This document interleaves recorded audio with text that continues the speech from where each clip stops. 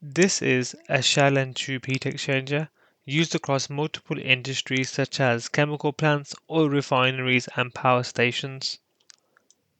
This is specifically a U-tube heat exchanger, and it has one pass on the shell side and two passes on the tube side. But what does this actually mean? The two-pass tube design is where the fluid enters the top nozzles and flows into the top half of the tubes. It travels the length of the heat exchanger, which is pass number one. The fluid continues to flow to the U-bend and loops 180 degrees and travels all the way back through the bottom half of the tubes. That's pass number two, where it finally exits out of the bottom nozzle.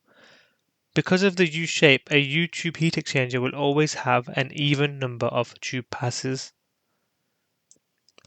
Now the shell side, the second fluid enters the top right and is forced to zigzag by the baffles, ensuring it makes maximum contact with the hot or cold tubes for the best heat transfer.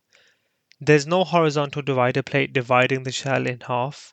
That is why it's only one pass on the shell side. When metal gets super hot, it expands. Because the U-bend end is completely free floating inside the shell, the tubes can grow and shrink without cracking or warping the shell. You can unbolt the header and pull the entire tube bundle right out of the shell to clean the outside, but the tight U-bends are difficult to clean as you can't get a mechanical brush inside the tubes to scrub them out, so you can only run clean non-fouling fluids on the tube side.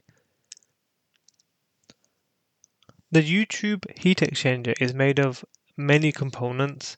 The main components are the tube bundle, which is a U-shaped and lies within the shell. It's commonly 3/4 inches to 1 inch, which maximizes the heat transfer due to the high surface area to volume ratio while avoiding high pressure drops. Next, you have the tube sheet, which separates the shell and tube fluid and supports the tubes. Also, this is a U-type heat exchanger and therefore it only has one tube sheet. The shell contains the shell fluid and houses the tube bundle.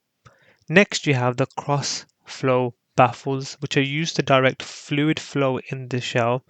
These do not add passes to the shell, only longitudinal baffles do, which will be discussed in another video. If you found this video helpful, please remember to like, comment, and subscribe. See you in the next video.